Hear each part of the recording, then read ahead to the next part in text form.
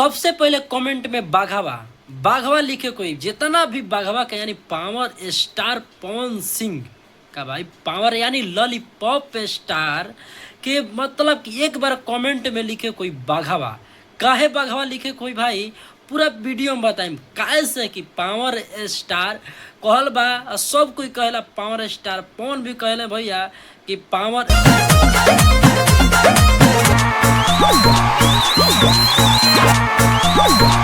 एजे ले शुरू भइल बा और एजे रही और एजे से खत्म काहे से कि पावर दूसरा में बा कहाँ रे। ये से हम कहतानी कि साउथ में का भाई साउथ में झंडा पहला बार पावर स्टार यानी हमनी के बाघावा झंडा गाड़ दिले बा का भाई झंडा गाड़ दिले बाड़न। तो रौरो लोग एक बार पावर स्टार के यानी कि कमेंट में लिखी कि बाघावा काहे बाघावा लिखे के बा काहे से कि टच बॉडी जन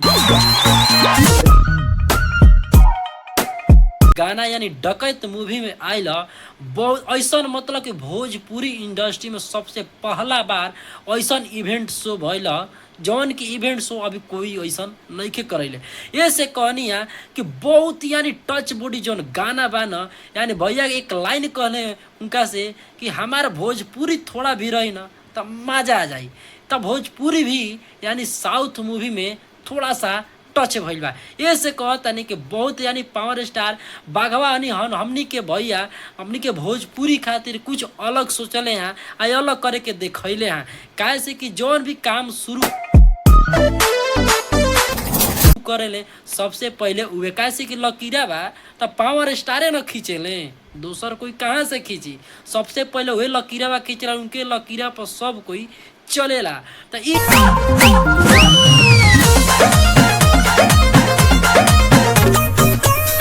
ये फुल वीडियो वाच करम तबे मालूम चली कयामत कयामत। हाँ भाई कयामत कयामत ये गाना कहिया आई कि ना आई ये रौरा पूरा वीडियो देखम तबे मालूम चली काहे से कि इहो साउथ मूवी के गाना। हाँ अभी डकैत मूवी में गाना बा कि कौना मूवी में गाना बा ये फुल वीडियो देखला के बादे मालूम चली। तो भाई जितना भी पावर स्टार यानी हमारे बाघवा के फैन होकबा लोग तो भाई हमरो चैनल पर थोड़ा सा ध्यान देवे कोई आ का करे को रौरा आजकल सब कोई यानी बच्चा बच्चा जाना था कि हम कहल का चाहता नहीं। अगर सब्सक्राइब करबो कमेंट करबो तबे तब बाघवा के फैन कहबो भाई ऐसे कैसे फैन कहा सकेला यानी जितना भी होखे लोग।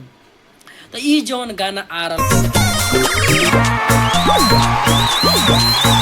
भाई न रौरा लोग के बात बता देता नहीं कहिया गाना आई यानी बहुत जल्द ये गाना आई कौन चैनल से आई ये फुल वीडियो के मालूम देखने से पता ही चली। ये एगो और बात बता देता नहीं बाघवा एक और बहुत धमाका गाना प्रियांशु सिंह के म्यूजिक के तौत लेके आ रहा बना काहे से कि प्रियांशु सिंह और भतीजा हवन तो उनका खातिर चीप एंड बेस्ट काम करके म्यूजिक के देवेले। तो एक बात बता दे जो कयामत गाना भाई भाई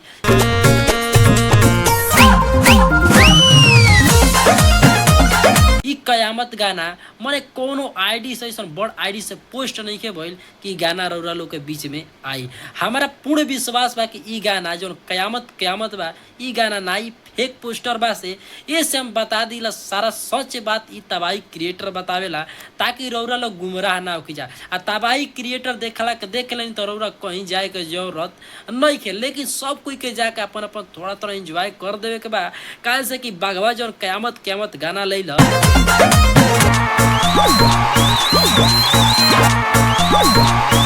तो ये यानी गाना ना हो पोस्टर फेक टाइप के बाटे लेकिन टच बॉडी जौन बा गाना जाकर सोनी म्यूजिक पर देखे के बा। आ जैसन भी अपडेट आई बाघवा के हमनी के पावर स्टार के तो रौरा लोग के जरूर बताएं। एक बार लिख दे कोई भाई बाघवा यानी पावर स्टार बाघवा।